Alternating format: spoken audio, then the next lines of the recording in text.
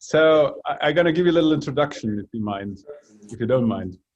So welcome everybody to the CUDAN Open Lab Seminar on November 23, 2020. We are now in full coronavirus mode because also in Estonia, the numbers are exploding. People's wear little masks on buses and in public shops. So we have decided to actually split out and basically come together remotely. So as obviously every group member knows, but what the people who are not from within the group probably don't know so well, is we're currently going through a design phase where we, maybe everybody can, just give me a second. I think we got an echo because your iPad and your, Cassini, your both the mic, yes, nice, much better. Okay, so we're going through a collective design phase where, we came in, the ERA grant from the European Commission was funded, and then their first job was to find the CUDAN ERA chair, which is me, and the CUDAN coordinator, which is Marilis. And then our first job was to pick the group. And now our job is to actually sort of like come up with something, recalibrate the mission, so everybody can work on their individual career goals, meaning PhDs and postdocs need to obviously have the 3 to 5 products which they can put in their CV. The university, in the spirit of an ERA chair project, wants to actually have collaboration and functional positive change across schools in the university with external stakeholders. And obviously this should grow into some sort of larger cluster. And so my mission is to, for example, form, manage and sustain the research group. The coordinator's job is obviously to make sure that everything is within the grant guidelines. And everybody's PhD and postdoc mission is to actually sort of be most awesome there. But one of the key things is that we can be much better if we do this together and if we work towards collaborative goals. And so one of the ideas I had, and this is special today, is not to invite just people who have a particularly cool thing to say about like how cultural analysis can be done.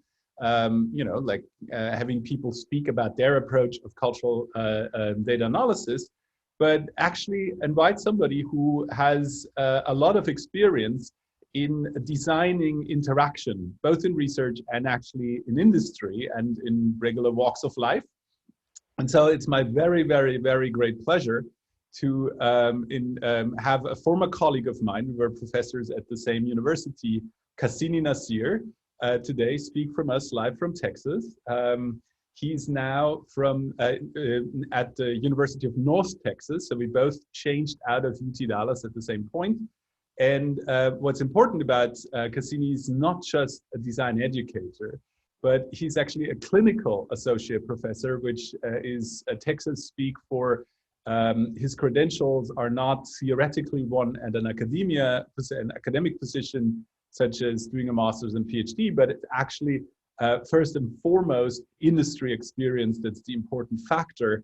And so in some sense, Cassini is more deeply embedded in the day-to-day of such design processes. And I had already the pleasure to had 2 very long Zoom conversations where we sort of powwowed what would be most nice to talk about. And I'm very much looking forward to this. And I think what Cassini has planned is both sort of a talk where you get an overview of what designing collective aspirations and collaboration can entail, how designers see that, what kind of theories designers have, but also exemplifies some sort of practical way of working together, which behind me is a white blackboard, which is great if everybody's present, but obviously that's not how it works right now. So we are in Corona times. And so the question is, how do we actually do this? So I'm very much looking forward to this. And so Cassini, the stage is yours. Please take it away. I'm gonna mute myself, and so I think you should be able to share the screen or from your iPad or so. Okay. So I'm gonna test to see whether or not that works. So let's just confirm. So I know the title of the talk that Max gave you is slightly different from what I'm presenting here. I think we need to take a look at the past, the present, and of course the possible. Before I continue, can you hear me okay? Is my audio okay? Excellent, thank you. So as Max mentioned, we both taught at the same university, which was the University of Texas at Dallas. And at this university, had a series of experiences that have led to where we are right now. This is sort of a walkthrough of that building and some of the things that we did inside that building. While I was there for about 5 years, I co-directed a research lab with Roger Molina, who Max is very good friends with and has known longer than I have. Roger and I worked on projects inside a lab called the Art Sci Lab. And the reason for this lab was to work on projects that could only be done when artists and designers collaborated with scientists and researchers. And I'll show you one of those projects here as well. I describe myself as a designer of conversations, curricula, and interfaces for the simple reason that there are so many things that can be designed, and I think conversation is a critical thing to design. While at ArtSci Lab, when I talked about the word prototype, I meant something quick, fast, cheap, dirty, something that could be drawn on paper or on a whiteboard. Roger, who is a NASA-trained space scientist, astrophysicist, when he used the word prototype, sometimes he meant a physical prototype in sort of the space exploration context, which is anything but cheap, anything but fast, and anything but quick. And so those conversations taught me that the use of words, as is very clear whenever two different people get together, can oftentimes mean very different things. I then took over as lead faculty for a new usability lab. And usability, if you're not familiar with it, essentially looks at how can we make experiences more efficient. Now, what we can do inside a usability lab is understand what are better paths through a system. And so up there at the top right, one of my last collaborations in the lab was taking a research, qualitative research tool from Coca-Cola that they built with a company in the US called Burke, and reduced the time spent in the system from 24 minutes, which is a tremendous amount of time, down to 12 minutes, which is still a lot amount of time. But I often say that making something more efficient doesn't make me want to use it more. Just because TurboTax in the United States has made doing one's taxes easier doesn't make me want to do my taxes anymore, even though it's much more efficient. As Max mentioned, some of the work that I've done has been inside the university as well as outside the university. So in 2016, 2017, I worked with Toyota as well as their auto manufacturers, Denso and Luxoft, to explore ways in which the driving experience, the in-cockpit experience inside the vehicle, might be able to change and leverage upcoming technologies. So as I mentioned, I design conversations. One of the things that we can design are sentences. And you'll see up there sort of the overarching research question for that project. In the year 2030, what are ways that certain types of technologies might help achieve certain types of goals when in certain types of contexts, in the green there. And we created a series of cards that could be interchanged to help ideate around that. And this is the deck that I prepared for that. And then other conversations that I've helped to design, this is some work that I did with Intuit. In the design space, we often talk about minimally viable products, MVPs. Intuit, their company is known for designing for delight, Scott Cook, the outgoing CEO, popularized this within the company and often said that they make minimally delightful products. And so we looked at what does delight mean and what emotions are made up of it. Finally, looking at interfaces, this is a project that we did, and Max helped to inform a lot of this project, looking at brain data. This was inside the ArtSci lab, where we took a large sample of fMRI data and sonified it. And this allowed us to hear how the brain ages, as well as the interconnections inside the brain, how they age over time. And so I helped to create the visual interface, which was an interesting experience because it really yielded to the sonic interface of listening to the data. And in what ways could we create affordances that would allow people to hear rather than see, give that primacy. And then lastly, I've done some work, web work, sort of traditional interface design, as you might think of it. In this case, I designed the web interface for the Edith O'Donnell Institute, which is where Max was housed as well. So as Max mentioned, this is a conversation, and our talk today is going to take three shapes. I think there's a permeable anxiety around the future. I'd like to address that. I think when we look at anxiety, the anxieties about the future, we inevitably bump our heads against complexity. And in order to get above the stream, we have to come to some level of understanding. So I'd like to start off with the anxiety portion of this, and perhaps you can help me. So whether it be inside the chat window or if you unmute yourself, I'm going to ask you two questions here in a moment. And what I'd like you to do is to not think about it too much, but to give your first split-second reaction to the question. Again, whether in the chat window or if you unmute yourself, your reactions to the question. So finish this sentence. In the future. I'll give you 30 seconds, whether it be in the chat window or unmuted. In the future.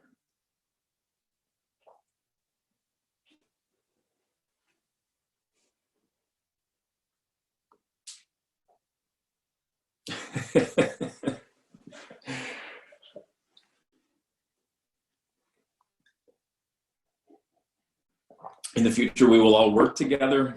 Nikita has a very bright view there. We'll all die. I will eat bread. A number of unforeseeable things will occur. No one can predict it. There will be more of the past. Things will get more complicated. Very good. Very good. Sometimes it's hard to finish that sentence. In the future, we will get a vaccine. Hopefully, I'm very hopeful of that as well. In the future, there will be no more designers. Now, that's probably not what you were thinking whenever you first saw this sentence. I'm going to ask you another sentence. And again, I want you to fill this in. In the future, there will be no more designers. The designers of the future will be fill in the blank. Now, if you think about it too much, it's an oxymoron. But again, knee-jerk reaction, the designers of the future will be everyone. Everyone. React to emergent complexity, digital machines, algorithms, psychologists, yes. I think you are ahead of the curve, random dudes, I love it. You're very much ahead of the curve, and the designers of the future will be the personal coach, the gym trainer, the diet consultant. Now, these are not my words. These are the words of Philippe Starck around 2008, writing in the New York Times. And Philippe Starck is the person who the average individual thinks of as a designer. This is his Alessi juice citrus squeezer, which looks like an alien spaceship. And whenever you actually use it, a former student of mine has said it looks like an alien wearing a beanie, peeing into a cup. And this is sort of whenever the average individual thinks of a designer, they think of somebody like Philippe Starck. They don't think of the gym trainer. And Philippe Starck has designed everything from Jacques Chirac's apartment to the interior of airplanes to perfumes to hotels to products. And Philippe Starck's words are really important because the field of design itself is changing. And I'm going to introduce you to a notion from Richard Buchanan, who's a design theorist, formerly the head of design at Carnegie Mellon University, now at Case Western Reserve University. And he describes 4 orders of design. And this describes probably on the left-hand side, the typical notions of what design is and what it can be. He describes these as addressing 4 problems. The first is a problem of communication. How do I communicate to a large audience? And how do I communicate quickly? That becomes the design of symbols. And we see these all around us, logos and signs. And it's very transactional. I'm sending a message to a mass audience very, very quickly. Or in some cases, I may be narrowcasting to a narrow audience through means of mass communication. The second is the problem of construction. And this is sort of either we're designing physical things, as in the second order of design, or symbolic things of ideas and semiotics. The idea of designing things requires us to interface with those objects and understand how to use them. So we have to look at objects and be able to understand, how do I sit in that chair? How do I open that door? How do I turn on this object? And so the problems of construction are interesting, but they're at the level of interface. How do I interface with this physical object? As we move into digital things, as things take on a digital context, the problem becomes one of action. In what ways do I put this digital thing into action? What are the affordances that I can make intuitive in order to make this understandable and allow the person to interact? I'm trained as an interaction designer, which broadly speaking creates a dialogue between a user, a person, and a thing, whether it be a service, a platform, an application. It creates an ongoing dialogue. And the idea there is that dialogue is natural. So how do we create an experience in which those actions are naturally occurring and intuitive? And then the last problem, and the fourth order of design, is the problem of integration. And Buchanan describes this as the design of thoughts. Now, he terms this as ecosystems and platforms in which we participate. And what he's describing here is the design of memories. What memories would you like to have after you've had an experience? This design, the design of thoughts, is really, really interesting because here in the US, we have on both coasts, Disneyland and Disney World, which design experiences that are really meant to be enjoyable long after you've had those experiences. So Disneyland and Disney World are very much designing memories as much as the experiences. They're designing ways in which you might think about that experience long after the experience has passed. And that third and fourth order design is the more challenging design, because it's really taking us from this idea of turning down the dials coming out of the 19th century and into the 20th century, where we were turning down the dials to just simple form and function, manners and materials, to the 21st century, which I would say is turning up the dials on everything, where our role is no longer just making everything simple and clean, as freshman design students will often say, but rather making the complex manageable and rendering that which is complicated meaningful.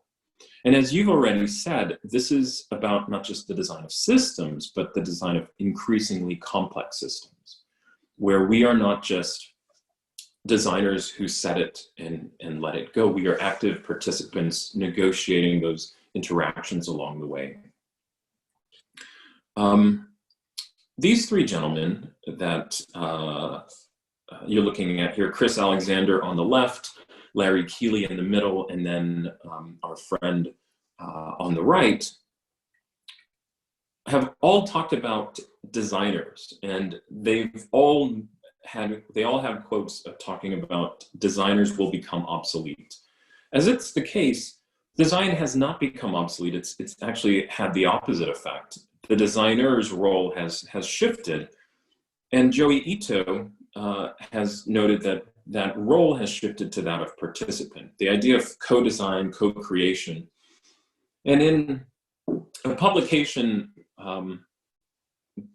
back in 2016, Ito has said that we're moving to the design of complex adaptive systems where we designers are no longer the central planner, but we're individuals who help to orchestrate those experiences. We help those experiences to move along, and we, inside those systems, we are both inside those systems as participants and as co-creators of those systems. And this is the dominant shift to designing of thoughts and designing of platforms, that we become participants in an ongoing iteration of that. Now, I don't know if bullshit smells different from horse shit, but Fast Company and other popular magazines have said that, you know, there are certain design jobs that will die, there are certain design jobs that will grow. And I think what's happening here is that design is struggling with this notion of how do we integrate computation into the space of design. And so you'll see over there on the left the bullshit that these are these design jobs that are going to die, and these are the design jobs that are going to grow on the right. Now, the names themselves matter very little. The tools and the roles that design plays will become much more important. And you can see that algorithmic AI designers are there as well. Now, there was a study that was done from Frey and Osborne in the United Kingdom, looking at 773 jobs within the United States that the US Bureau of Labor tracks. And they looked at the probability that computerization is going to lead to job losses, meaning that these jobs are going to be taken over by computers. Now, you'll see that recreational therapists up at the top over there have a low likelihood, low probability of being taken over by computers. Telemarketers, on the other hand, have a high probability. This doesn't mean, obviously, that telemarketers are going to go away, just that they're going to be replaced by computers that sound more and more human. In the design space, the Bureau of Labor and Statistics really doesn't have a role for, a robust role for designers. I think it was 2 years ago that they finally listed web and graphics web designer. Web designers have been around since the 90s. It took them about 40 years, 30 years to catch up. But you can see that these roles of some roles have increasing probability of automation, others don't.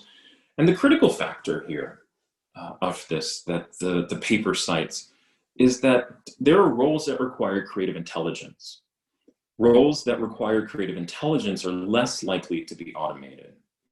And this is the thing that I think education really forces us to look at.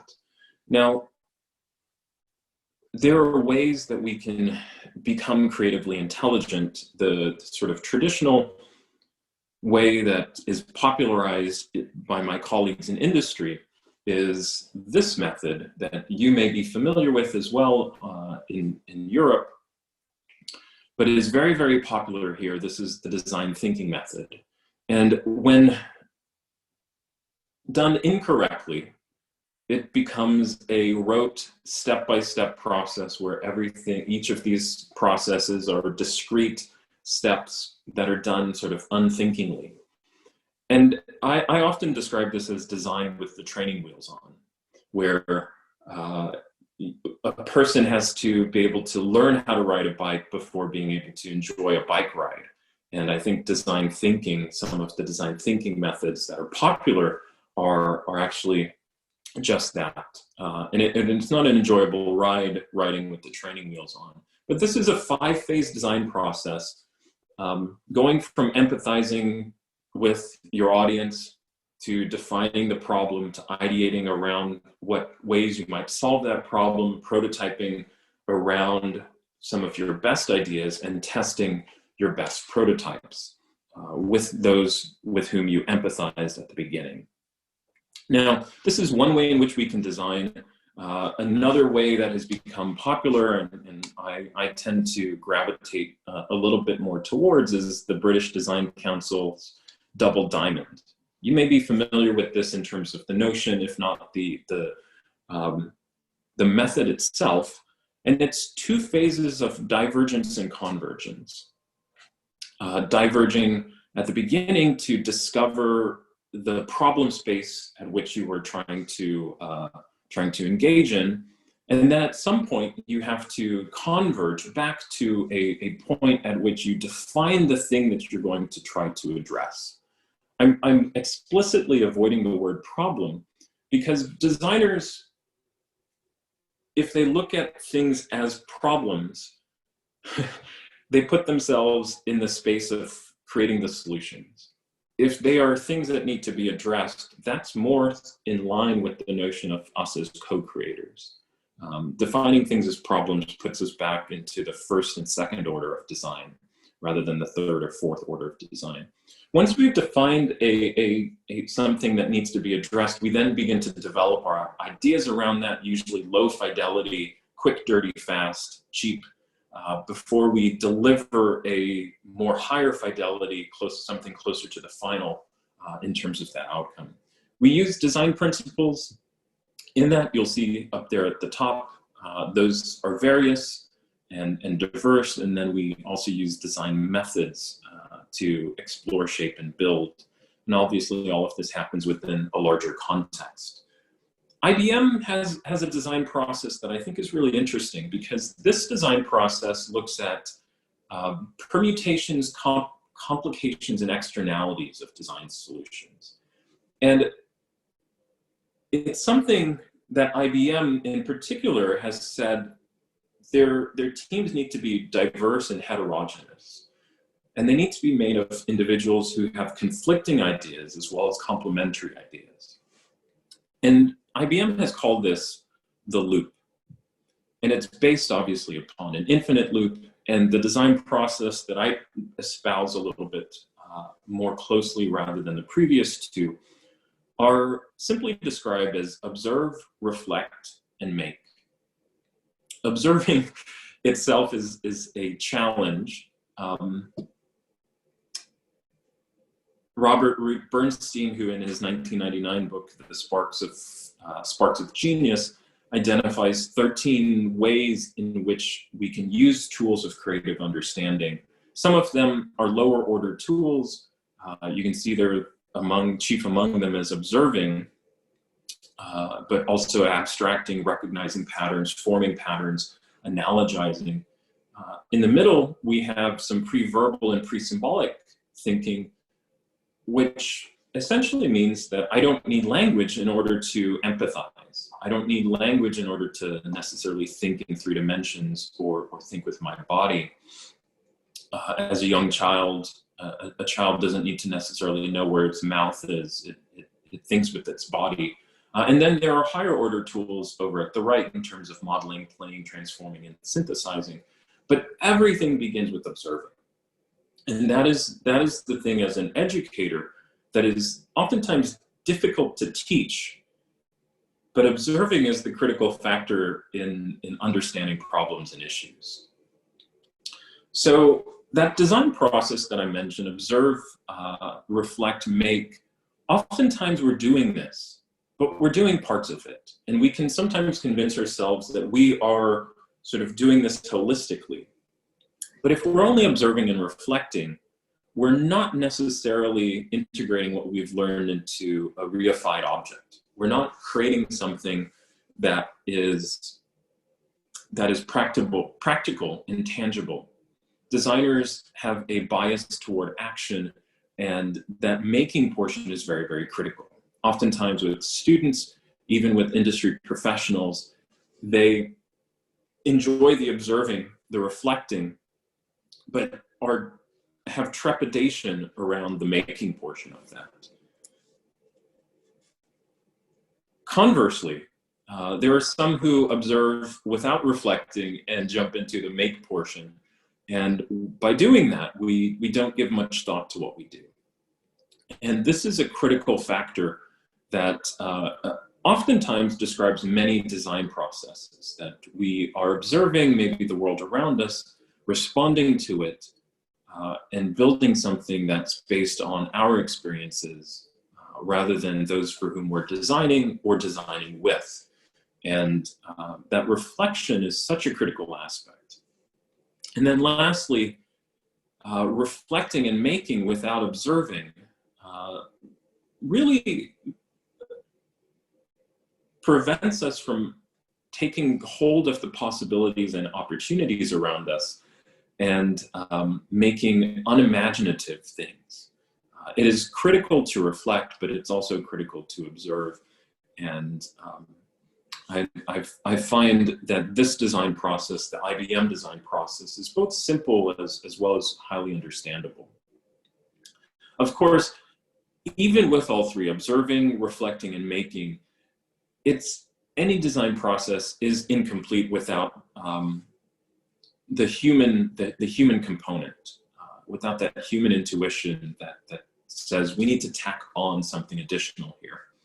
I find this design process to be as agnostic and as large an umbrella as possible when collaborating with others. Oftentimes when we're making, there is a hierarchy of functionality. And this is from a colleague of mine here in Dallas, this is from Stephen Anderson, this is from his book, Seductive Interaction Design, which, similar to Maslow's hierarchy, puts forward a construct that looks at higher order experiences. At the bottom, there are product systems or objects that are focused on tasks. At the top, there are product systems or digital experiences that are focused on experiences. And at the bottom is often where computer science focuses. It needs to be functional. It needs to work as programmed. If I run or execute the program, it needs to function in the way that I've programmed it.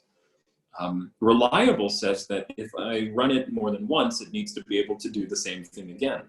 If I press 2 + 2 on my calculator, it should always equal 4 in that construct. Usable says that if I press 2 + 2, I should be able to press them regardless of the size of my finger and my ability to interact with those buttons. I should be able to press them.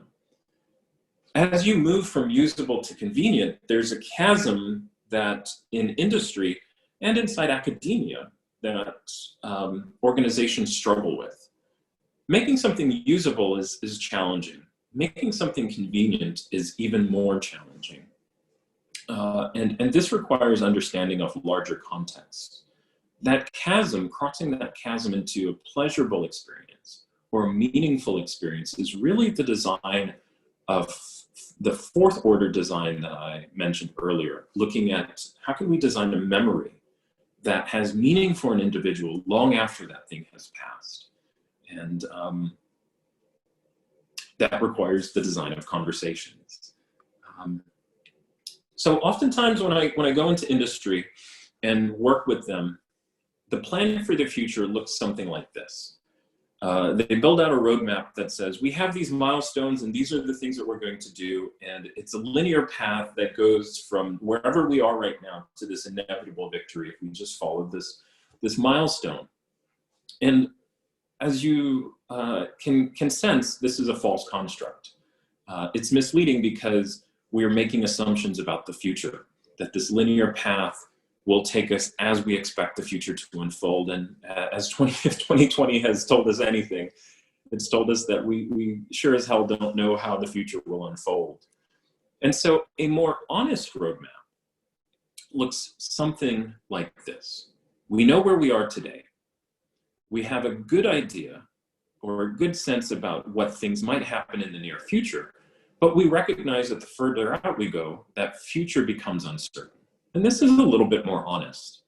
What I will often help companies to do is to create a strategic roadmap that creates scenarios as we move forward. What are the key decision points that will change our path as we move further? And what data points might be valuable to help us understand where we might either anticipate those decisions or make those decisions. If you're done any project management, this is oftentimes referred to as rolling wave planning, planning to plan, and just-in-time planning. But my way of designing focuses more on the right than on the two in front. And I do want to point out, I was showing Max some slides that I had earlier, and there are experiences that educators have where teaching in the classroom can be like playing music. Some educators in their classroom play classical music. And when I first started teaching, this is what I did. I studied Greek and Latin. I actually started a degree in classics. And one of my classics professors had all of his notes written out, exactly what he was going to say. And in the midst of one of his notes that he showed me was a sentence, "Be spontaneous here." He had planned his spontaneity. And so for him, he was playing classical music. He knew exactly what notes to play when. For others, it's like jazz. And jazz requires you, yes, to understand the notes that are being played, but also to improvise them. That's challenging.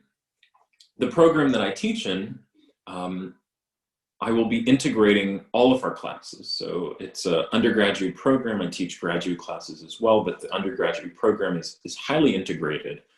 And integration is a much more challenging thing, whether it be faculty, whether it be students, or working as a body, because you have to orchestrate these experiences. Who's going to play what and when and how become the questions. And we often think of it, as I mentioned, as an ongoing dialogue. There is the orchestra, there's the conductor. I meant to take out photographers. That's kind of thrown my point here. But we often think about it between the two key players, the orchestra and the conductor, but we forget that there are a variety of other things that are necessary to make this experience enjoyable, whether it be the instruments, which is what I meant to include on the previous slide, or the building, or the audience, or the seating in which that audience is housed, the ushers who help the audience to get there, the electrical that makes the way lighted so that the audience can sit down, the photographers who capture the moment, the audiovisual staff who help to make sure that things can be heard. This is the challenge of any group, is to figure out what are all of the necessary components. If we left out even one of these components, the experience would be unsatisfactory. If we left out the seating, the audience would not be satisfied. If we left out the electrical or the building, the audience would not be satisfied. If we could argue that if we left out the photographers, the experience would have continued forward. And I would certainly agree with you, but what are the things without which there would be nothing? It is a necessary construct to look at. So as we move forward, you're probably familiar with Stuart Brand's notion of pace layers, that there are varying rates of change within a society. The highest, when Brand wrote this in I think the late 80s, early 90s, was fashion. Fashion moved the quickest. And those layers up at the top move faster, they innovate, they learn, they propose, they're discontinuous. They are infatuated in some ways with the new or the seemingly new. The slow layer down there at the bottom is the layers of stability. It's the layers of memory. It disposes because it recognizes that which we think is new is really not so new. It's variations on a theme, and it looks for continuity. Inside organizations, there are individuals and processes that are both fast and slow that have to be that have to be recognized and in many cases looked at.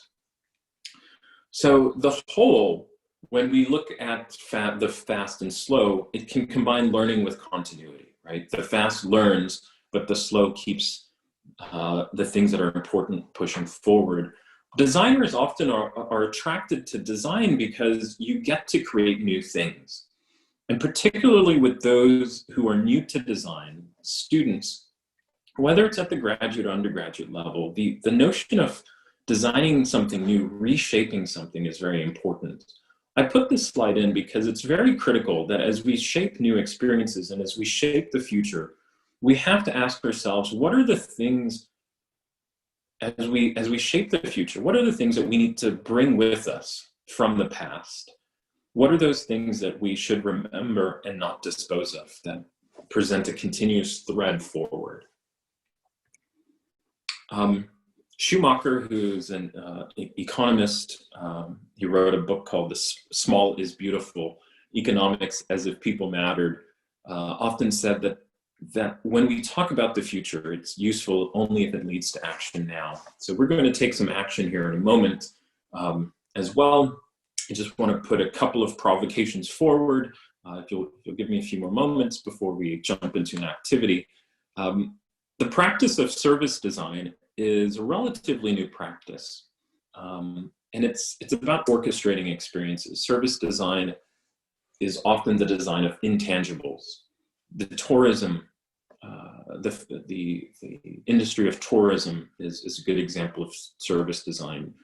Until you actually experience the vacation that you're planning or the trip that you're planning, it's completely intangible. So service design helps you to understand touch points along the way. And I'm going to put this forward as a provocation of what might be possible for your organization as well. This is based on work by Sabine Junginger and her colleague at the Milan Polytechnic, that you can create levels of change inside an organization by looking at each impact. So we often look at practices. What are the things that we do? We as designers will create interactions around those based on artifacts, whether it be paper, whether it be prompts or cues, posters, and sometimes we'll design behaviors around those too. If, for example, you were in a meeting and we took out all of the chairs from the room, you would be forced in some ways to maybe use those blackboards behind you as a way of prompting behavior. Sometimes we as designers will put that into practice. Those practices are in larger cultural contexts, and each organization has its own cultural contexts. One of the nice things that I understand about your organization is that you're still developing that culture. And so the clay is still wet upon the culture, and your fingerprints are still visible there, which is a fun time to be inside any organization. That culture within organizations exists within a larger mission. What is the thing that we hope to achieve? Oftentimes, the thing that you hope to achieve embeds the culture. And as service designers or as designers, we shape norms and values around that. These are harder to shape, they take longer time, but there will over time become established norms. There will over time become established values.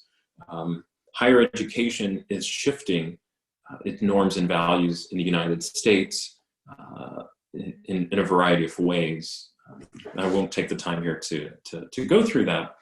But then, of course, all of that happens within shared assumptions, shared beliefs within the organization.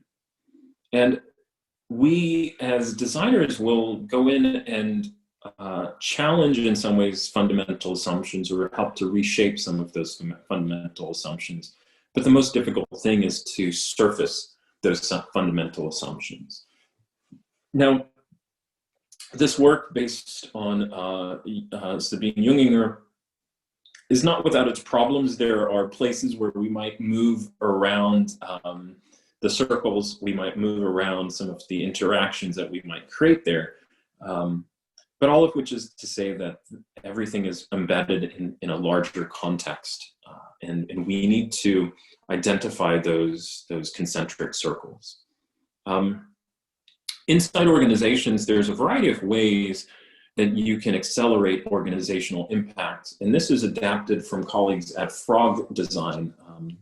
Some of my colleagues down in Austin worked on this document, where there are various different ways that you can accelerate organizational impact. And I'll make a copy of this available to you so you can look at it more closely. Inside businesses, there's usually a centralized driver, the board, the C-suite, the chief executive officers and the like, that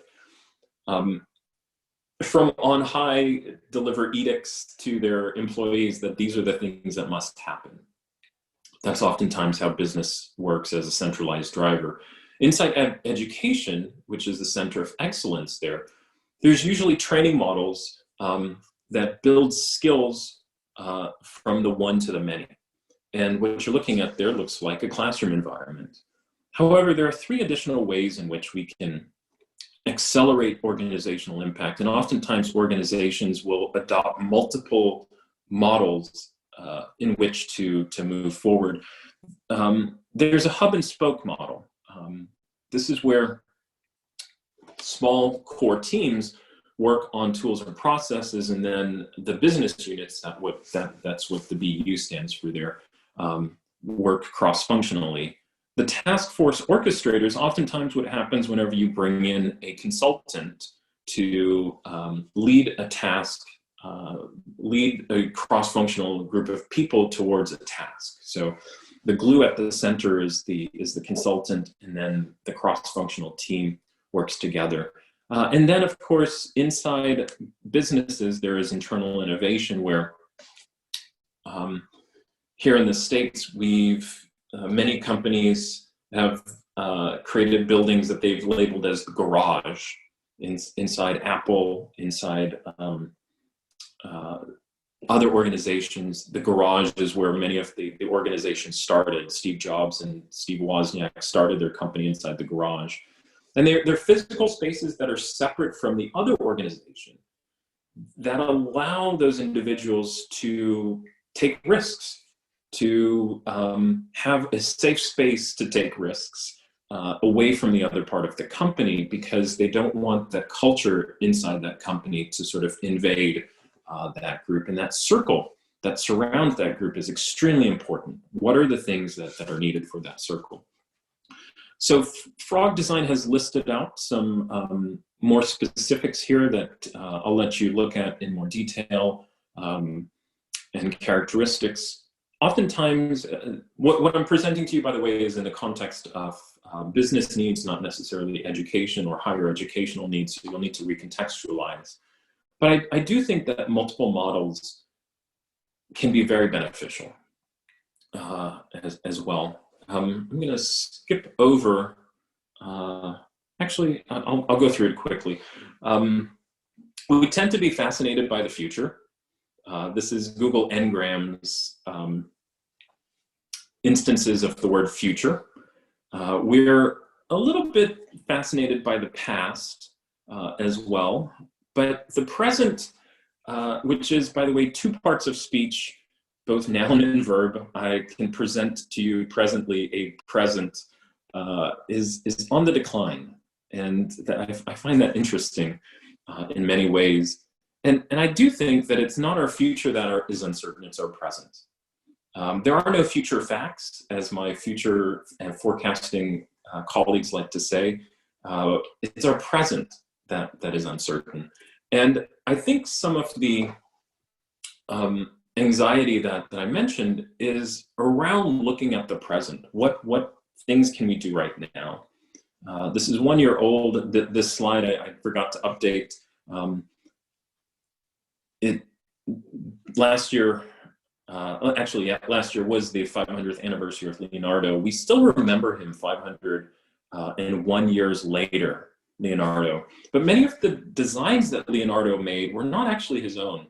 He borrowed those from a gentleman named Mariano Taccola. And Taccola was predated Leonardo. I would love to show you a picture of him. However, none exists because we've all but forgotten his work. It wasn't until around the early 1900s that we remembered and rediscovered the work of Taccola, who created machines that Leonardo popularized. They were bad drawings. That's one of the reasons why we don't remember Taccola, is that Leonardo had a beautiful way of visualizing this, as well as a personality. But it leads me to ask, what might be said of us 500 years from now? If we're designing memories, what is the memory that you would like to build today that would be remembered 500 years from now? And I think maybe as an overall culture, it might be said of us that we're still very much living in the digital Stone Age. We're using simple rudimentary tools. The very first iPhone was actually, the screen of the very first iPhone was actually about this large. Take a Post-it note, fold it over 2/3 of the way, and you get the actual physical screen space. Even though we've got larger screens, they're still quite simple. And much like the first Stone Age, our Stone Age will end. But the Stone Age didn't end because they ran out of stones. It ended because they found something better. And that something better is this notion of complexity. So I'd like to go through some slides very, very quickly here. And complexity hides in plain sight. I often give this talk to industry colleagues, and I ask, are you promoting best practices in your organization? Are you tackling highly complex problems in your organization? For which they will both say yes. I imagine the same is true for you, except that there is a model, the Sinefin model, that says that if you are practicing innovative work, if you are doing innovative work, best practices don't yet exist. And so simple problems over there at the left, or tame problems over there at the left, for which they're tightly constrained, best practices exist. The work that you're doing may either require good practice or emergent practice, where you have to follow in the footsteps of those before you, but you may also need to create new paths as with each step forward. And this provides a high-level way of putting that forward. Looked at visually, if you lay it on a Cartesian space, disorder exists. In our country, our nation has not yet moved to take the chaotic pandemic to make it a complex problem, to a complicated problem, to a simple problem. My state that I unfortunately live in, the state of Texas, last week hit 1 million cases of COVID. And so it is still very much in the disorder and chaos phase. But designers ideally help us to move things, and others, it's not just designers. There are fields that exist to help us move from disorder to chaos, to complexity, to something which is complicated, to that which is simple. But it's very easy to cross those thresholds, going from something which is simple, leading into disorder very quickly. Complexity is a fact of life. Simplicity exists only in our mind.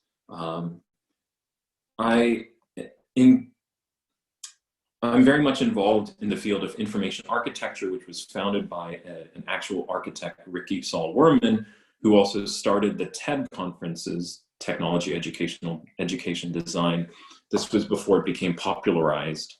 And he wrote books on information anxiety. His book, Information Architects, helped to found the field. But information architecture was never about information or architecture. It was really about understanding. And all of Werman's books looked at this word understanding, which has a physical component of standing under something in a way of reverence and respect to say that I will need to change myself in order to understand this situation. And I do think our understanding of understanding is flawed, and it's demonstrated by a very simple model that Chris Argyris has revealed to us in the 70s, and the difference between single loop and double loop learning. The top loop there is oftentimes where we engage. In the real world, we're presented, we're presented with feedback that leads us to a decision that takes place in the real world that provides this feedback loop. All of our decisions are obviously based on our own internal decision-making rules, which are based on our mental models of how we think the world works, not how the world works, but how we think it works. Single loop learning basically says that once my mental models are cemented, there is no change to them. The world is changing very quickly, and what's really needed is a change in our mental models based on the feedback around us. And this is extremely challenging. The top part is really about adapting and accommodating on others. The bottom part right there of changing our mental models to adjust is really about where real change happens, and it's about understanding others. I'll end with a few slides here just to walk you through the design process writ large. Designers, we engage with problems and issues around us. I consider you designers. I think everyone engages in the process of design. The things that we design are different. But design is quite simply using form to shape meaning, or said another way, it's rendering intent. And I think everyone designs, but we engage with problems and issues around us.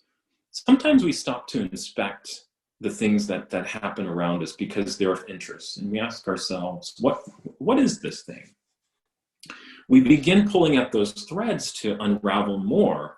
And we start to realize that the thing in which we are engaging is larger than we first thought. And we reach a point where we say, I must have underestimated this. Many of us will leave it there. Some of us will move forward. And if we continue tugging at those threads, we reach an important phase that I tell my students you need to get to, and that's the oh shit phase.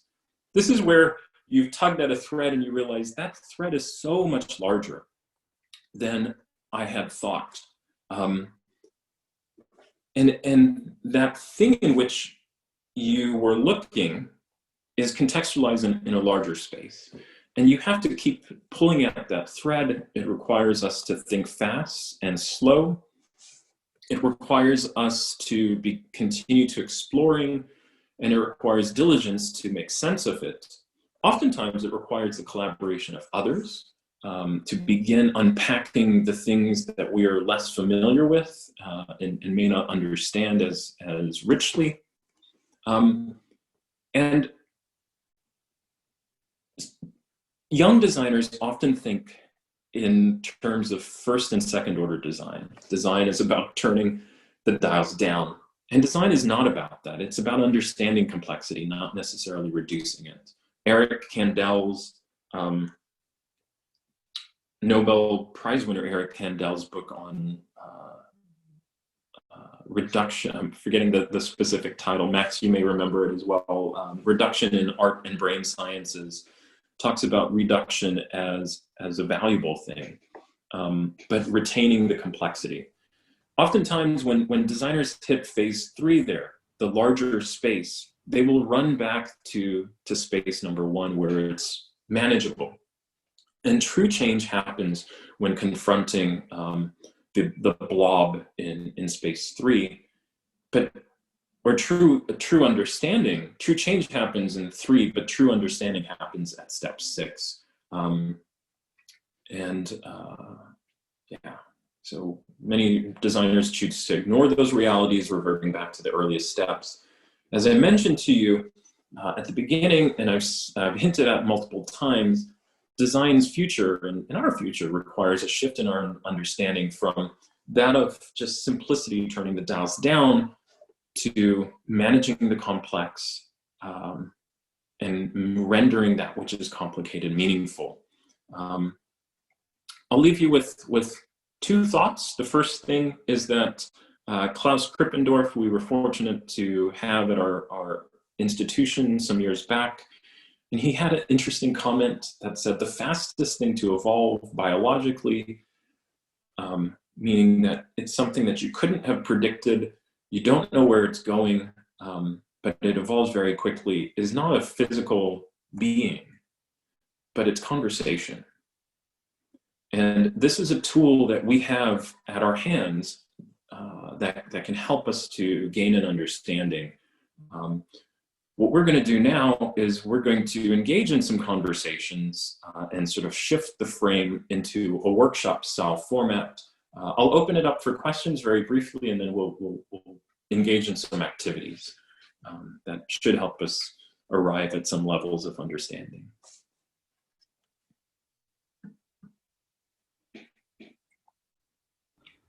Thank you. I should have told you to fasten your seatbelts. That was a fast ride. Yeah, thank you very much. But this is exactly what the whole exercise is about, like to get a broad set of ideas and, you know, different perspectives. So is there any questions or comments or critique? I have, if I may. Yes. Yeah, thank you very much for a very interesting presentation and for organizing the seminar as always. I actually saw quite a number of interesting slides, but my question is about the slide of jobs to die and jobs to evolve. So basically you mentioned that for the job, for not dying but to evolving, it needs to it requires to have some creative part in it. So as human can be creative and machines can't, so it requires to be creative to not substitute the machines. But strangely enough, when we develop some tools in machine learning or artificial intelligence, we're exactly aiming to substitute the creativity of people.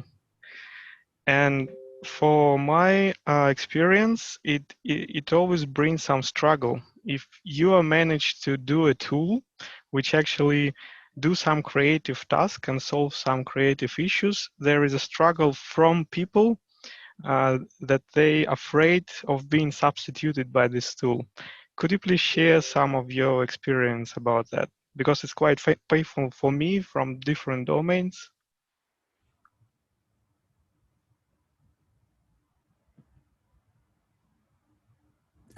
Your mic is off. Sorry. This will help.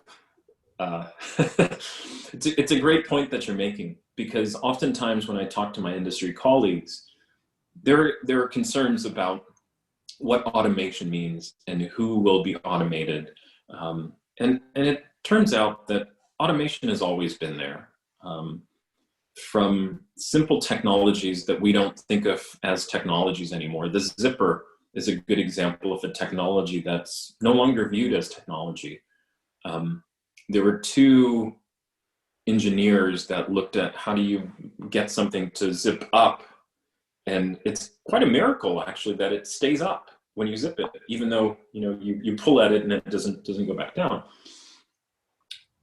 I guess my first point is that there are technologies that we have, my glasses, contact lenses, are technologies that we no longer view it as technologies. They become so embedded into our culture and our ways of thinking that they're no longer viewed as technologies. It's often the case that these tools augment our human intuitions.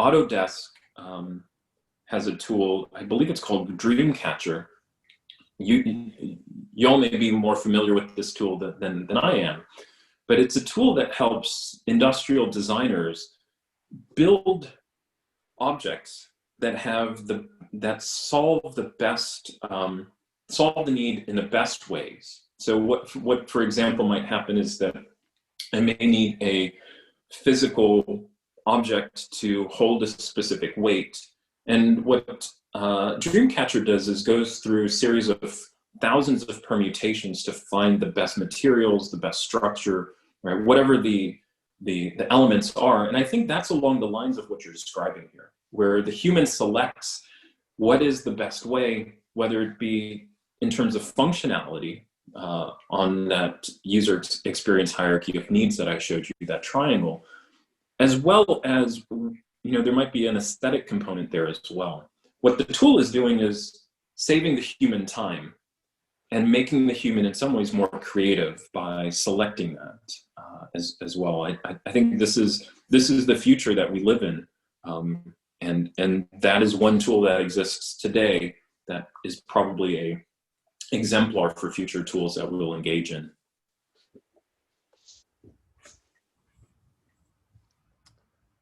I would like to add that this issue is also relevant for anything that has a new name, right? Like if you are a multidisciplinary researcher, even if if you call yourself a digital humanist and humanities person hears that, that immediately sparks the fear of being substituted. And therefore there's a whole armada of responses that is put into action. Like, for example, can I frame that person as just a service person, as like just a data manager, not a researcher? Can I actually create the argument of actually sort of like framing me as the more valuable person, right? Or can I just murder somebody in the back room of an evaluation committee, right? Like if you look at the, just go to any social media where your peer researchers, PhD students, postdocs, tenure-line faculty are operating in, you will get from time to time these kind of like reports how they're treated by peer reviewers. And it's often exactly that kind of thing, that sort of there's a mutual understanding that's the problem. And so you don't need the machine and like somebody coming in. But basically, whenever you design something that's truly novel, you will get that kind of adverse reaction, which is a really interesting one. That basically means you have to be in much better contact with your audience, right? Like, a simple way to put this is like in digital humanities, everybody tries to invite Johanna Drucker and cite Johanna Drucker because everybody's afraid she will evaluate them. And so that is something that is really important and is permeating all scientific disciplines. It's obviously also permeating regular life and also industry, because obviously, people sit in their kind of neat little privileged positions where they have a particular job doing something with a retirement account and a health insurance attached to it. And obviously this reaction is sort of something that's super important. That's why actually last week we had a conversation about in the internal lab meeting that it's not only going from the product back towards the future, basically saying what kind of product do I want to design, but you really have to start with the constituent that actually will sort of evaluate the project. And that is a very important point, in particular for something like CUDAN, where you have multidisciplinary research, people coming from different fields together, where we have to actually actively work and actually sort of find that kind of common ground and acceptance, but also the differences, right? Sometimes there is difference. Yes. And to that point, Max, I've started using the phrase in the States. It's often common to say we need to build consensus. This is a term that's used in industry, and it's a meaningless phrase that's used in industry to say we need to come together. And I've often shifted that notion of building consensus from building, which implies that it doesn't yet exist, to revealing consensus, that there are things that we all agree on. We just need to surface those things and use that as our foundation point. And it's a valuable way to shift the notion from we're adversarial to we're actually shoulder to shoulder in ways that maybe we didn't realize. Yes. So the thing is, like, everybody has their mic off, so it's very silent. I'm not quite sure. So we have multiple options right now. We could do your little group exercise work. We could also discuss a little bit more. I know there is many different aspects to sort of unfold. I just, maybe to spark the discussion, let me sort of summarize a number of points that I found really interesting and are great opportunities, not only to develop cultural data analytics, but also for cultural data analytics itself. And so you brought in a lot of things that humanists, for example, may know from other circumstances, right?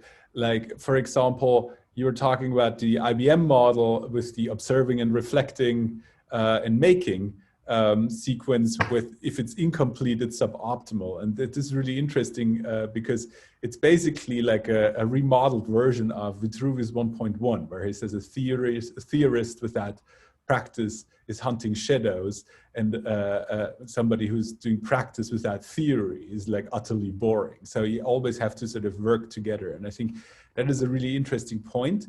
And what data analytics brings to the table is actually larger scale observation than was previously possible. Like in the past, we had qualitative observation. Then you had like some general theory, that's the hermeneutic circle, which you validate by more qualitative observation. But all of a sudden, we can look at systems at the whole scale, which is a really interesting thing. Then I think what really is interesting is this orchestration thing. We cannot emphasize this enough, because there is no classical music of computational cultural data analytics, right? As there is no classical music of computational social science, as there is no classical music of computer linguistics once you mix languages that have never been analyzed together. And so there is many different styles how you can approach quote unquote music in many different ways. And so what you emphasize, and I think is a very good one actually, it's a little bit like, Thelonious Monk playing the piano. Of course he knows the notes, and of course he knows the music theory. But if his fingers hit the right note right away, it's actually sort of a matter of chance. And within that, you may actually find some variation that is actually quite interesting, right? If we want to be truly innovative, we don't even know if what we hit is a piano key or if it's a piano at all, right? So that is a sort of interesting thing. And so obviously we want to sort of walk the line here and not sort of get into a situation where all the variables are new. So the classic way to approach this in multidisciplinary science is like either variate the method or variate the data, but not both at the same time. I think that's sort of an interesting thing too. And then you mentioned a bunch of things. I was really interested curiously in this frog design principles, because they all were sort of centralized. Like even the last one was centralized. And if you think about like one thing I introduced when I started here, when the team was hired, was there's this idea of General McChrystal of team of teams, right? Where sort of like the team leader is in essence just an enzyme. And there is like, I imagine it's like this, you work on different paper projects and there may be fluctuating centers and people work in different projects at the same time while the whole thing is one body, and the coordinator and the error chair are helping to orchestrate as enzymes and not as dictators, which I think is a very important thing, which obviously misses in the frog design kind of hierarchy, because obviously they're still catering to the industry, which in some sense has stakeholder value, and there is like some person somewhere sitting in the center in essence, which is quite interesting. And so the question is, does multidisciplinary research have to look that way in essence? And to your point, Max, that is not a comprehensive model of what's available. It's not the menu items. There are things off the menu that can be ordered as well that are probably more interesting and more specific to needs. And I think what ends up happening, what I've seen inside industry, is that there's an organic nature where the individuals will bubble up to present a problem. That's oftentimes what industry addresses, is problems, not necessarily issues. Mm-hmm. And it requires inside business some kind of leader, the dark circle that you've identified there. And it's what it doesn't take into account is emergence. That model does not take into account emergence. And so finally, which I think this is like a really interesting angle point, which is really where cultural analytics can come in, which is if you look at Stuart Brand's sort of PACE layers, right? So sort of the layers makes the same mistake as Erwin Panofsky when he talks about iconographic layers, which Ernst Cassini in the spirit of Leibniz understood as dimensions, like, you know, German word Lage, not mistranslated as layer, but as there is different, like, you know, in a sense, nature, culture, governance, infrastructure, commerce, and fashion. They're not layers that lay on top of each other that like are the bands of clouds that scroll by in different speeds, like in the 1990s computer game. But of course, fashion has a lot of fast things. There is like ultra slow things going on. Like, you know, yes, people eat more and are better, have better nutrition. So therefore now we're 20 centimeters higher than we are in 1900. And so therefore, obviously the fashion changes.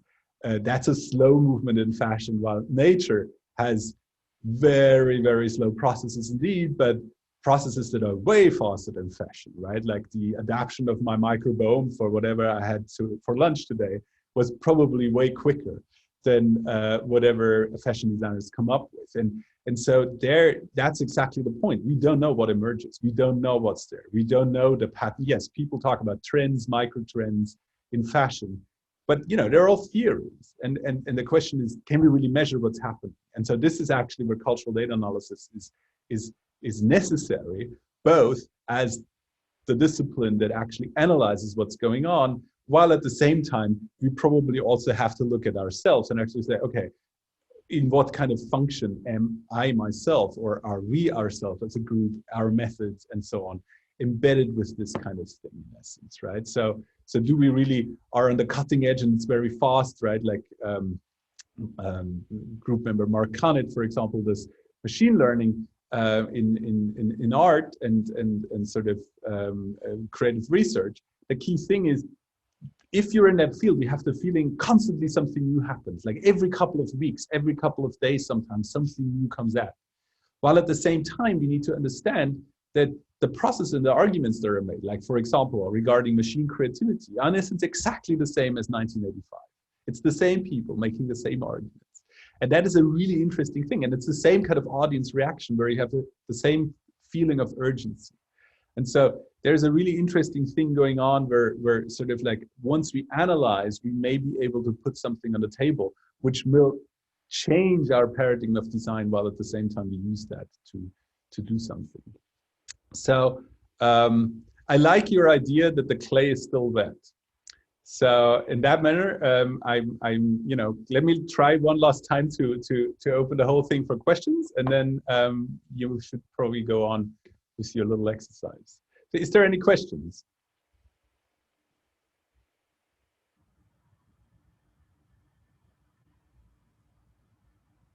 Interesting. I can talk. I mean, yes. I mean, I think I don't have any question, but I was actually thinking about this Nikita thing that he mentioned, and I was now going back to Frank Gehry, and Frank Gehry has these very abstract sketches when he sketches a building, and then he gives to the team, and then the team come with the building, and then he say he likes or no, and then he make a new iteration and so on, and also it's a very good example because he was one of the first architects that he created a tech solution, a startup company of his company, like Frank Gehry Solutions, to make his complex buildings happen. Means actually this actually explains why the creative side will not get out of business, because when you want to do, you have more possibilities. Frank Gehry show, like you have more possibilities, you extend the thing and you can do more stuff. Like before, he could not do like buildings that every piece is unique on the whole building. But since he built like this Gehry Solutions, they were developing software that were able to do that. And I think this kind of this is like a very raw sketch that he does, it could be a trigger for now AI models to kind of like build the whole thing, and the team had more possibilities to prototype 10 buildings instead of one, and then see which one they like more, and so on. Means, I think this comes to another thing, that when the people talk about the energy efficiency, like when they invent new bulb that actually consume less, there is a model that says that actually it doesn't translate to less consumption in the whole, because people then put more bulbs because they can afford more, and in general it doesn't make that the whole consumption goes down. It means actually that's the same thing that when in the labor, in the work will happen. Like in the moment that the I don't know, we don't need so much people in one thing, will appear other things, like always have happened. Like the first knitting machine was destroyed by the workers in the beginning of the first century, because actually they were thinking that they will destroy the workforce, and it didn't. Like, I think this is a great point that you're making. There's a great film, I think by Sidney Pollack, called Sketches of Frank Gehry, that goes through some of what you've described there, how Frank Gehry would sometimes crush paper to generate forms and then explore those forms. And to your point, and going back to what we talked about with Dreamcatcher just a minute ago, of he was exploring possibilities. Once his design team realized that it is physically possible to build and generate around this idea, they would then find the best way to do it. But for them, that was a highly manual process at the time. And this was probably in the early 2000s that the film was shown. I think now we can generate more, there are more characteristics that could be put into those models to help us understand in what ways would this model work. Your point about the light bulb is really important, because that's around two things. It's around behavior. We tend to assume behavior is constant, and we see this whenever we lock into place certain behaviors, and we lock into place those assumptions around those behaviors. I have an activity actually that'll help illustrate this here in a moment.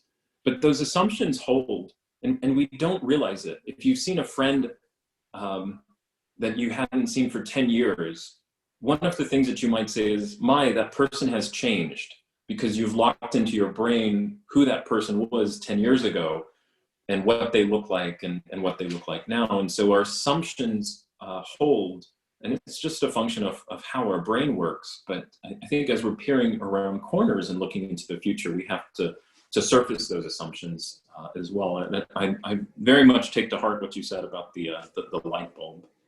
So maybe one more question, and then we can jump into a quick activity here. Fiona. Hi, thanks so much for your talk. It was really interesting, and I love the models that you propose for different types of collaboration and different ways of imagining pathways towards a certain goal. And you mentioned yourself that these slides are probably made more for the industry or for, let's say, corporations. And of course, when we work in academia, the goal might be different. And as much as we might like it to be innovation often, or, high social impact, we are also working within the framework where we have to, do annual reviews and have a certain number of publications in very specific journals, or, give a certain number of talks. And I was wondering,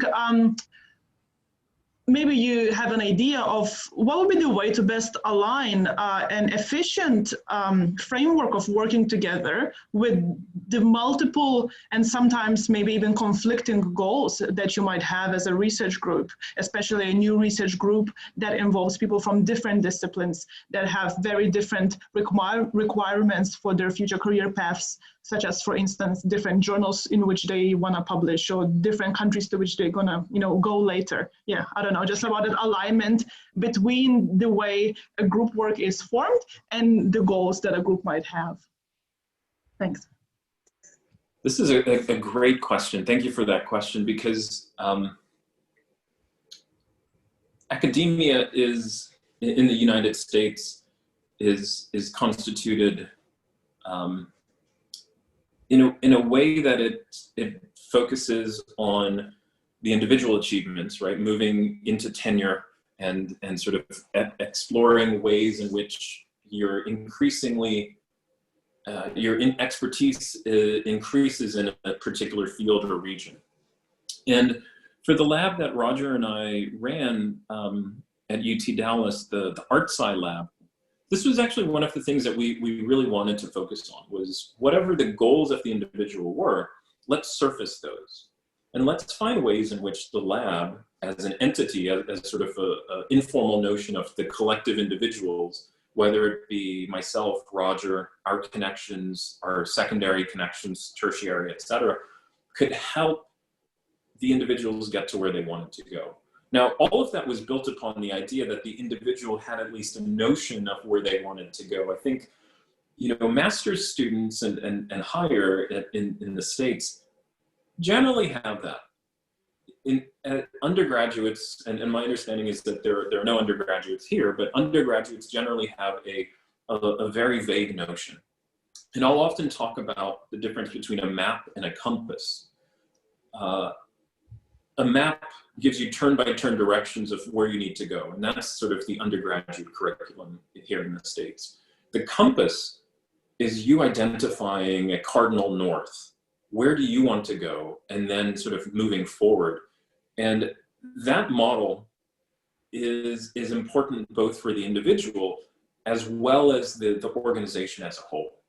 Of what is the cardinal north for the organization, what is the cardinal north for the individual, and in what ways do they help you to get to where you need to go? Because it can begin a trajectory that moves you into the right direction, but it may then be that you work with other organizations to sort of move into the other spheres that you wish to engage in. I think that is an ongoing conversation with each of the individuals inside the organization, and is mutually negotiated as you move forward. Because as a relatively new institute or reconstituted institute, you have the clay is very much wet to be able to say, this is where we'd like this to go. And I think some of the activities that I have planned here will help you to sort of surface some of that. So Max, if it's okay to better answer your question, which I think is an excellent question, I'm going to put into the chat window a link to a tool called Mural. You may have used this before. There's also a tool called Miro. Both of them are similarly named. I'm going to share my screen for a moment to walk us through this activity.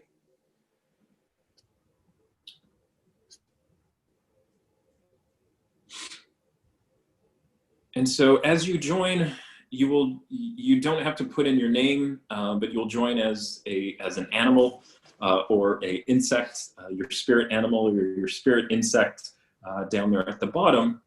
We're going to take a couple of moments to list out hopes and fears.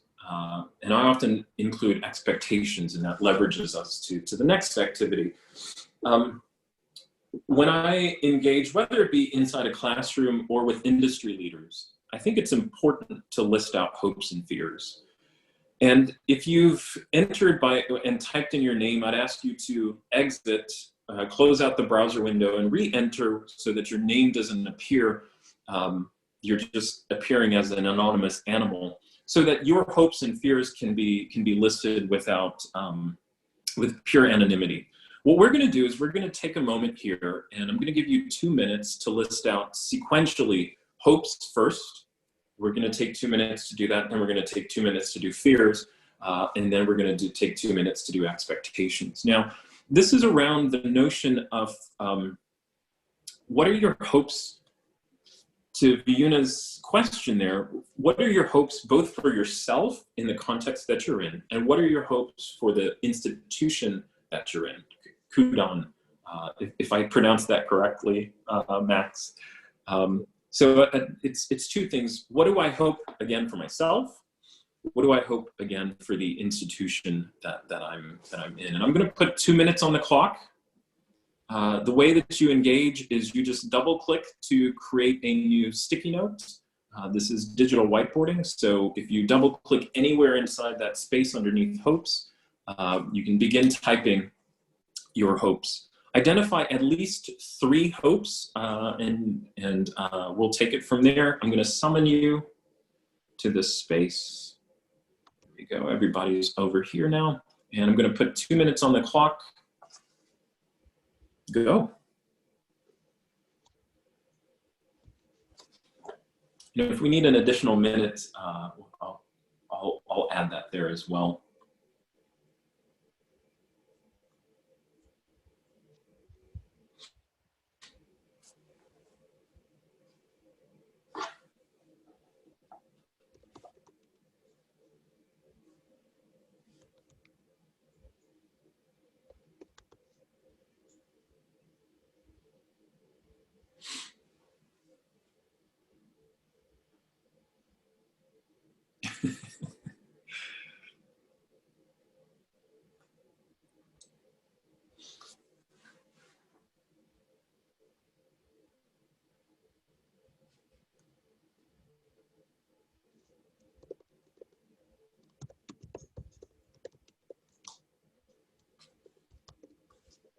I'm going to add 1 more minute to the timer. This will give you 2 minutes here just to get going.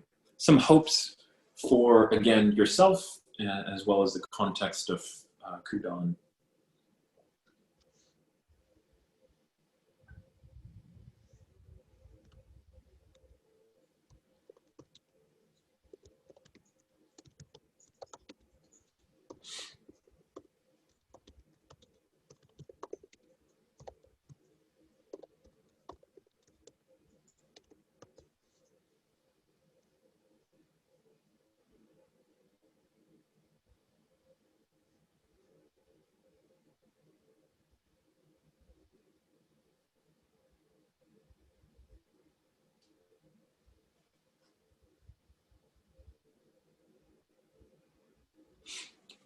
Got about a minute left. Recommend if you have more than one idea, put them on separate sticky notes and just focus on hopes at this moment.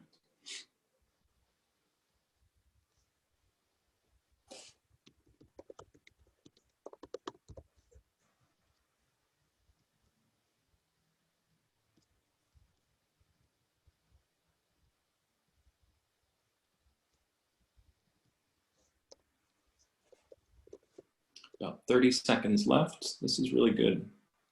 Got some good things here.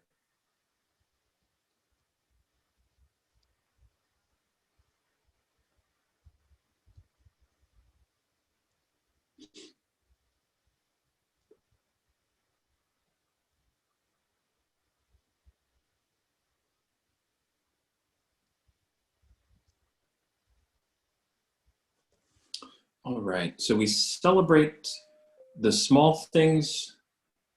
That's one of my favorite features there inside this tool. So nice job. You've listed out some hopes. Why don't we come over here now and look at fears?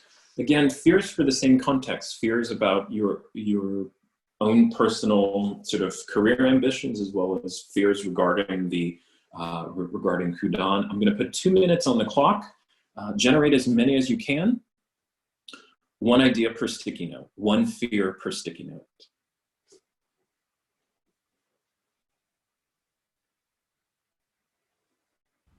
So your fear is there's 2 ideas on a sticky note. 1 idea per sticky note. Ideally, if we need to copy and paste, we can do that afterwards. That's easy enough. The reason we do that is so that you can move them around afterwards.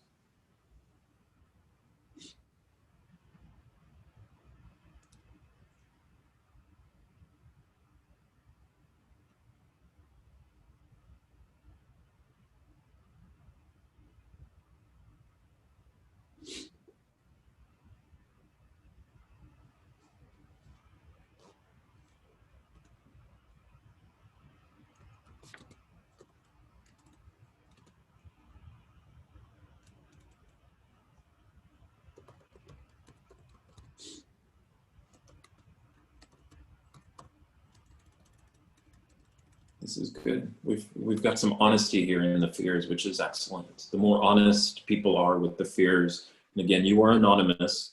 You didn't type in your name, you're anonymous. Please be as honest as possible.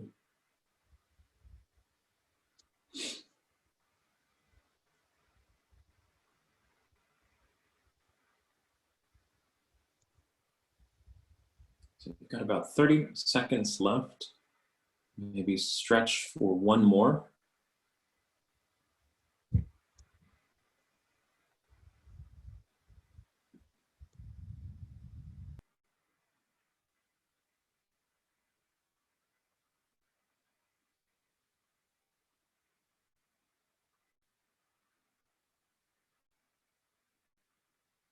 Okay, great. So again, good work. Celebrate the small things as we move forward here. We're going to take 2 minutes and finally look at expectations. I'm going to summon you over here to expectations. These are things that are embedded. What are some things that you assume, again, both of yourself as well as the institution, or what are things that you expect? I assume that these things are true either of myself or the institution. And fill out as many as you can. Once again, one sticky note, one idea per sticky note.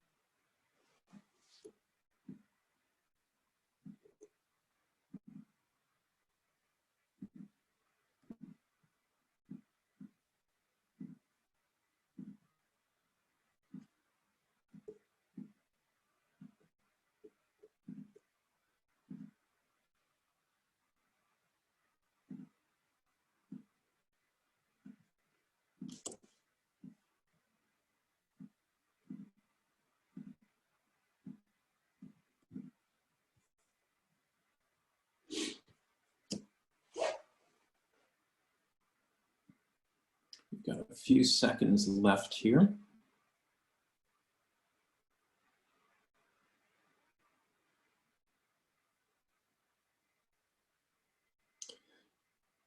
Now there's a lot of things that we can do with the what gets generated here with these tools. What I typically will do with the hopes and fears is ask teams to put these into affinity clusters, put categorize items like with like, and then add a title to that category, which I'll allow you to do afterwards, because I do want to pick up on this notion of expectations.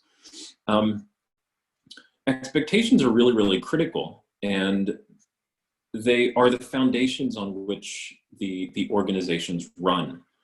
If I expect that you will do an activity without me sort of telling you it sort of fades into the background in many cases. We don't surface these assumptions. We often don't surface these expectations. And just to take a look at some of these expectations that you have, meaningful connections for the rest of our lives. One thing will rock. We stress the world. Fun. I love that it's in capital letters. And you've put some spacing between the letters as well. You kern the letters. Novelty. We will be great. We as a group are more than the sum of our parts. We engage in ideas we know that lead nowhere. Reduce stress. We will come up with completely new ideas. So there are some hopeful expectations as well as some negative expectations as well, which is quite common. Oftentimes, whenever we do hopes and fears, the same hope is oftentimes found in the fear category as well, which can be revealing. as well. Our hope misplaced can oftentimes be our fear. And it's a double-edged sword. So I'll let you, after the fact, sort of reorganize this and sort of move things around. What I would like to do is to take us to this idea of assumption reversal. We will oftentimes use this for technologies. And what I'm listing here below is assumptions that are connected to a particular type of technology, the telephone around 1990. And this is a very simple tool that allows us to back into the future. So the activity is to take a technology or a thing or a context and list out all of the assumptions that exist. So if we think back to a telephone in the 1990s, it was physical. There was no caller ID. This is from students. This is from previous students. There was no privacy. You had an answering machine. It was attached to the wall. It had cords. It was clunky. Long distance was very expensive. People would prank call. It would take longer to call 911. All of these things have been reversed. All of these assumptions have been reversed with this technology. Obviously, I don't need to go into this in great detail, but you can see that phones are no longer attached to the wall. They're no longer clunky and physically large. They're small and portable. You can make video calls with them. You're on a screen all day as well, and maybe phone isn't even the right word. And then somebody in a previous session, I registered the notion that, hey, we may be putting ourselves at risk for radiation. So building off of some of our expectations that we have here, what are some assumptions that you have about the organization? Now, these are often assumptions, whenever you list them out, are often things for which you might say, of course, it's stupid to list this out. That's obviously what it is. But what I'd like you, and again, if you list out assumptions, they're so common that sometimes we even overlook them. I'd like you to take a couple of moments to list out assumptions that you have, not expectations, but assumptions, things that are tacit about the organization that you can list out here. I'm going to give you 3 minutes to build those out and list out as many as you can. One assumption per sticky note. Be as descriptive as you can with these.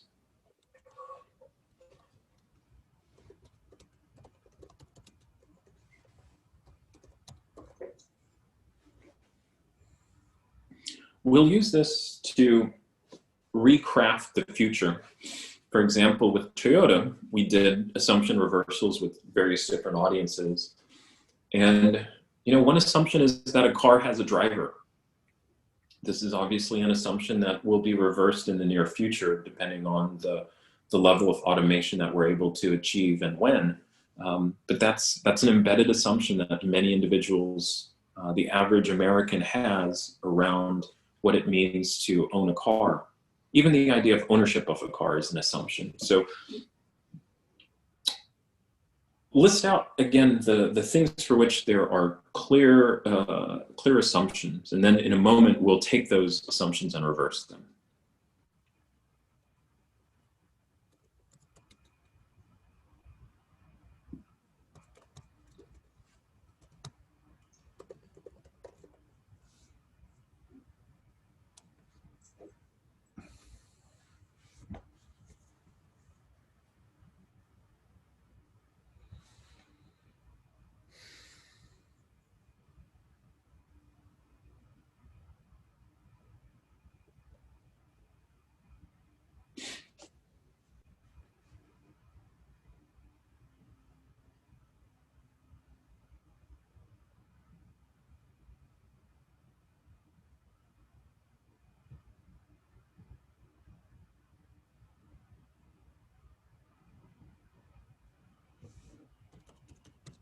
Got a little bit less than a minute left.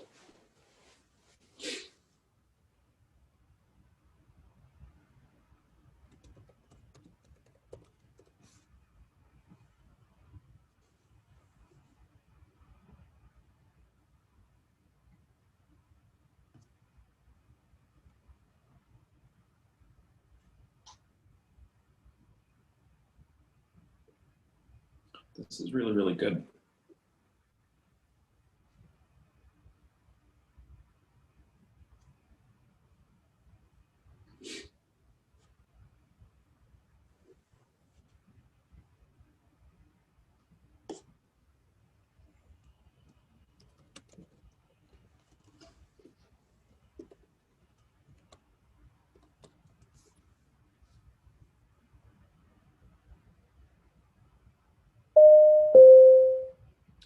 Okay, so the time is up for the listing of assumptions, and what you have here are a very simple list of assumptions that can be, that with some imagination can be reversed. So I'm going to organize these really quickly here. And typically what we will do is we will take assumptions and we will identify at least 2 ways those assumptions can be reversed. Now, as I mentioned here with the telephone, right, we found that some things that would not have been likely in the 90s, that the telephone is long distance is expensive. That's no longer the case. We don't even necessarily use our phones to make phone calls, but communication is no longer expensive. There are many things for which we have embedded assumptions for which we don't think there's another possibility. And by doing this, what we end up having to do is exercise that creative muscle to identify what are ways in which this might be reversed. So what I'd like you to do is to take one to 2 of these assumptions and find at least 2 different ways that you can reverse it. I'm going to give you 5 minutes for this activity. And you can take the line over here and connect your assumption to your reversal as well. I'm working with a group of folks who are probably very used to doing this sort of things of connecting them. So please feel, once you've got your reversals, please connect it back to your assumptions as well. Which assumption are you reversing? I'll give you 5 minutes to begin reviewing this. How do you do the line? So let me walk you. So you can either press if you watch my screen, you can select the item that you want to connect. You can press the letter C, hold it down and drag to the thing you want to connect it to.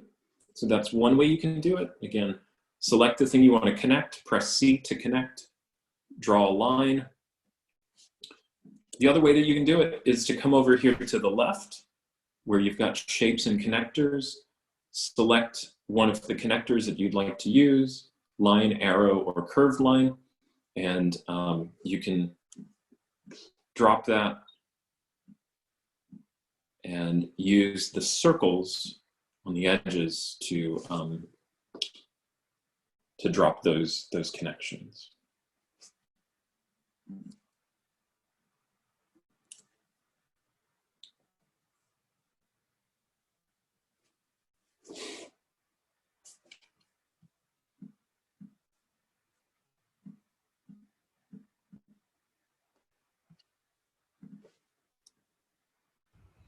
We could have just copied the whole pattern and then just write in stuff.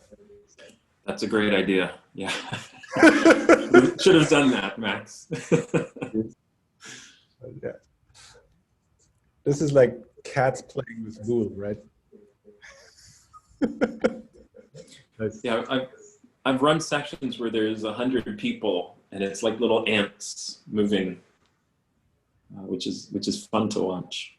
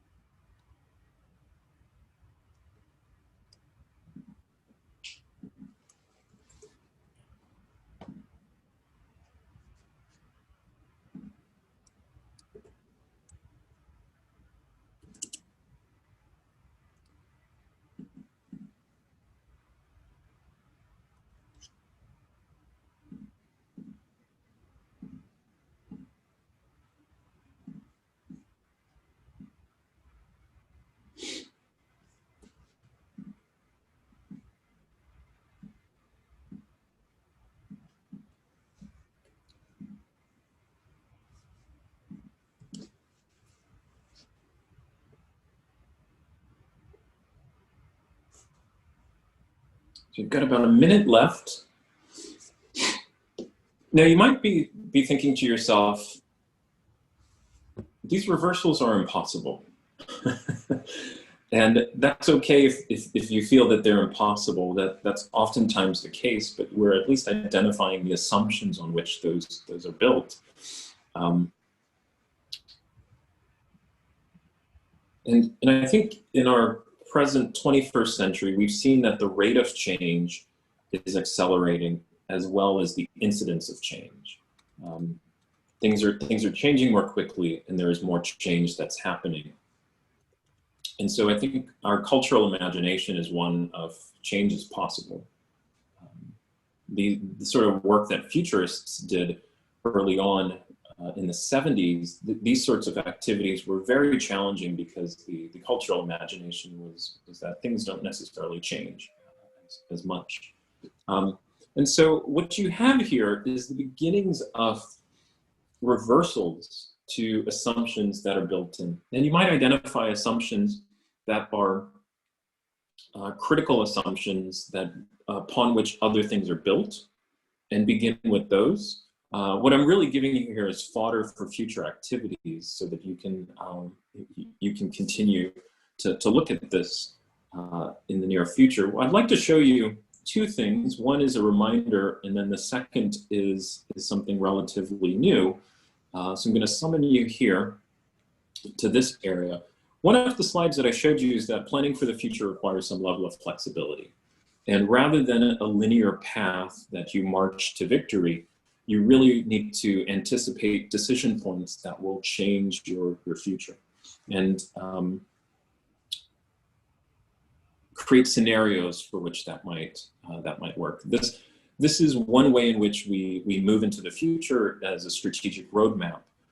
We also use a tool called backcasting, which is we create a vision of what we want here in the future, and then we identify all of the necessary steps to help us get there. And this is both a design tool as well as a tool of strategic foresight and futurists that says, what do we want? What are all of the assumptions that need to be reversed in order to get there? And we've run out of time, but I would encourage you to think through what I mentioned to you at the early part of this presentation, and I'll just pull up the slides here one more time, that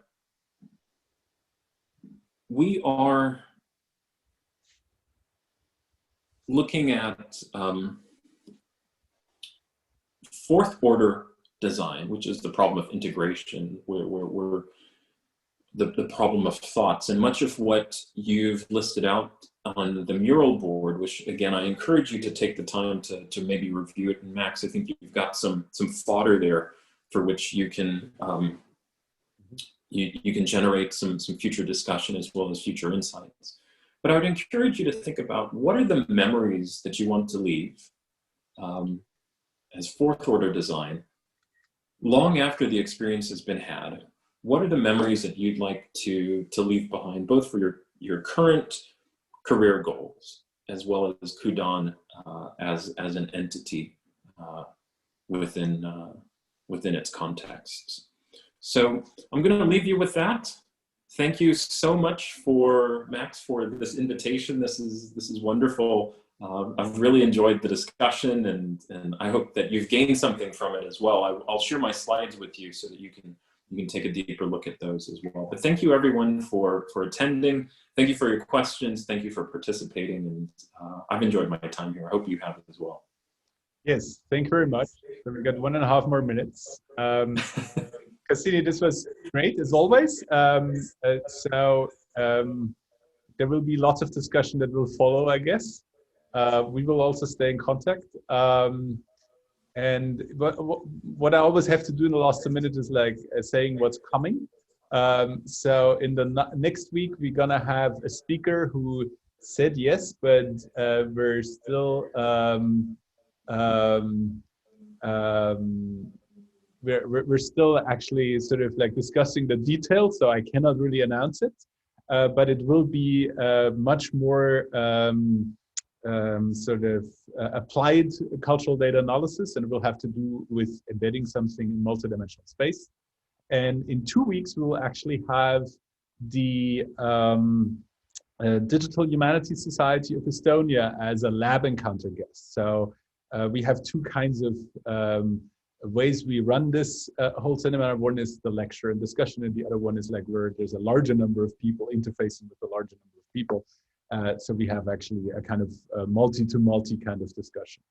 And then the week after, where we are also almost set, but there's also some details to work out, December 14 will be the last of the season, so to speak, because then the university, Tallinn University, goes into examination mode. And this is something which not everybody will know here in the room.